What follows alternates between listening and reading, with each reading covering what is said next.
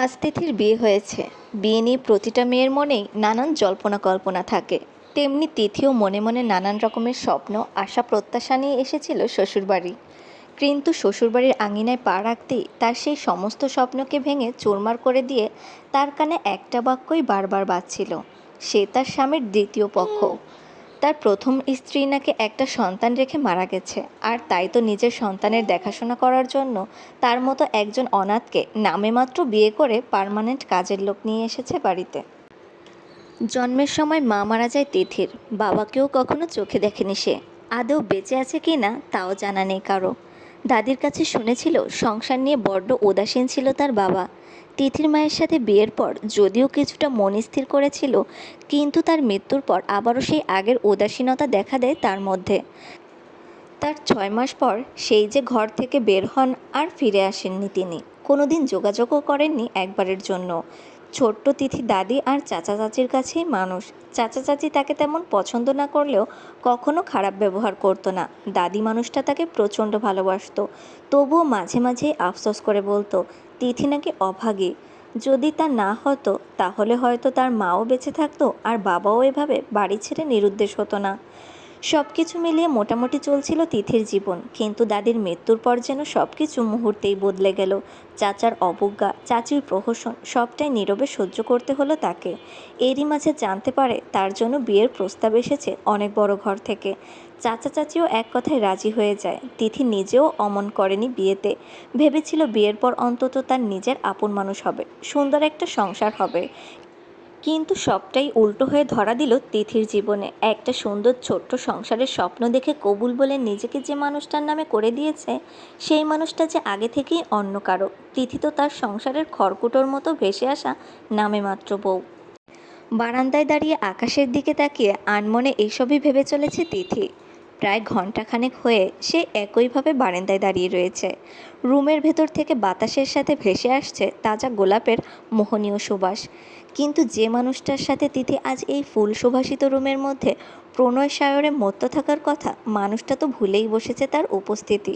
হবেই বা না কেন? তিথি তো আর তার ভালোবাসার মানুষ না যে তার কথা মনে থাকতে হবে। অন্যমনস্ক তিথি হঠাৎ করেই চমকে উঠল কোনো পুরুষালী হাতের স্পর্শে। আঁতকে উঠে পিছন ফিরে তাকাতেই দেখতে পেল তার স্বামী রায়হান দাঁড়িয়ে আছে, চোখ মুখ গম্ভীর করে। ঠিক রাগ নাকি বিরক্তি তা বুঝতে পারল না তিথি। কোনো কিছু বুঝে ওঠার আগেই তাকে টেনে রুমে নিয়ে বিছানায় বসিয়ে দিল রায়হান। তিথির সামনে শটান হয়ে দাঁড়িয়ে রাগ দেখিয়ে বলল, এই মেয়ে, ওখানে কেন দাঁড়িয়ে আছো তুমি? হ্যাঁ, জানো না আজ আমাদের বাসর রাত? কোথায় ভেবেছিলাম রুমে ঢুকে ফুলসজ্জিত বিছানায় ঘোমটা টেনে বসে থাকা নববধূকে দেখে মনকে প্রশান্ত করব। তা না, ম্যাডাম আমার বারান্দায় দাঁড়িয়ে অন্ধকার বিলাস করছে। স্যার, মোটটাই খারাপ হয়ে গেল। তা এখন দয়া করে ফ্রেশ হয়ে অজু করে আসো, একসাথে নামাজ আদায় করি, নাকি তারও ইচ্ছা নেই? তিথি কোনো কথা না বলেই মাথা নিচু করে ওয়াশরুমের দিকে এগিয়ে যেতে নিলেই বাধা দিল রায়হান। আলমারি খুলে একটা সুতির শাড়ি বের করে তিথির দিকে এগিয়ে দিয়ে বলল, তোমার পুরনো কিছুই আমি এ ঘরে আনতে দিইনি। প্রয়োজনীয় সবটা আগেই আলমারিতে গুছিয়ে রাখা আছে, দেখে নিও। এখন তুমি ফ্রেশ হয়ে আসো, আমি অপেক্ষা করছি। বলেই নিজ উদ্যোগে তিথিকে ওয়াশরুমে ঢুকিয়ে দিয়ে নিজেও অন্য ওয়াশরুমে গিয়ে অজু করে ফিরে এসে 2টা জায়নামাজ বিছিয়ে রাখলো।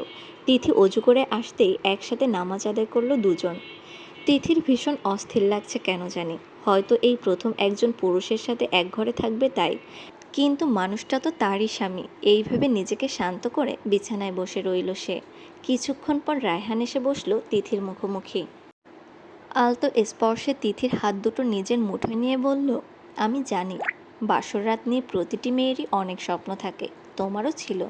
কিন্তু আজ আমি তোমার সাথে সারা রাত গল্প করতে চাই, জানাতে চাই আমার সমস্ত অজানা কথা, যেন ভবিষ্যতে আমার প্রতি তোমার কোনো অভিযোগ না থাকে।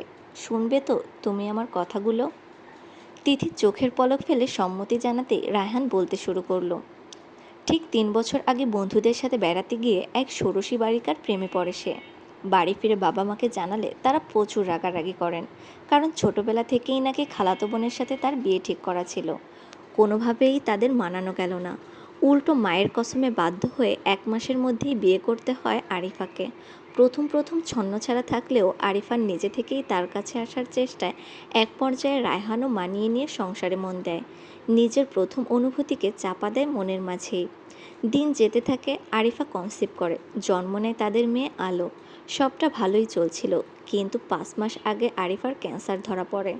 ডাক্তার জানিয়ে দেয় তার হাতে সময় মাত্র 3-4 মাস। তখনই আরিফা রায়হানকে বলে তার মৃত্যুর পর যেন নিজের পছন্দের কাউকে বিয়ে করে নেয়, আর তার মেয়েকে যেন তুলে দেয় নতুন মায়ের হাতে। এরপর 3 মাস বেঁচে ছিল আরিফা। এই তো 2 মাস হলো তার মৃত্যুর। এরই মাঝে বাড়ির সবাই রায়হানকে বোঝাতে থাকে অন্তত মেয়ের জন্য হলেও যেন বিয়ে করে। তাই তো আজ তিথি তার ঘরে। তিথির চোখ বেয়ে অবিরাম জল গড়িয়ে পড়ছে, বুঝতে পারছে না এই সব কথাগুলো রায়হান কেন তাকে বলল, আর তার কি অস্তিত্ব আছে এই গল্পে। রায়হান হয়তো বুঝতে পারল তিথির মনোভাব, তাই শোয়া থেকে উঠে এক হাতে আগলে নিল তিথিকে। চোখের পানি মুছে দিয়ে বলল, শুধু শুধু চোখের জল ফেলো না মেয়ে, আমার এই গল্পের সবচেয়ে বড় সত্যি তুমি। আমার প্রথম প্রেম, প্রথম অনুভূতি, সেই ষোড়শী বালিকা আর কেউ না, তুমি ছিলে, যাকে হারিয়ে ফেলেও নিয়তি ঠিক আবার আমার কাছে ফিরিয়ে দিয়েছে। আজ থেকে আমি আমার ভালোবাসা আর এই সংসার সবটাই তোমার হাতে তুলে দিলাম। নিজের মতো করে আগলে রেখো সবটা। বলেই তিথির কপালে চুমু আঁকল রায়হান। তিথি চোখের পানি নিয়েই হাসে, প্রাপ্তির হাসি। আজ সে তার জীবনের সবচেয়ে বড় পাওয়া পেয়ে গেছে। নিজের আপন মানুষ, নিজের একটা সংসার পেয়েছে। আর কখনো কারো সংসারে অযাচিত হয়ে বাঁচতে হবে না তাকে। আজ তার বড্ড দাদির কথা মনে পড়ছে। তাকে ডেকে দেখাতে ইচ্ছে করছে সব কিছু। বলতে ইচ্ছে করছে, দেখো বুড়ি, তুমি না বলতে আমি অভাগী, এই দেখো আমার সাজানো সংসার, অভাগীর সংসার।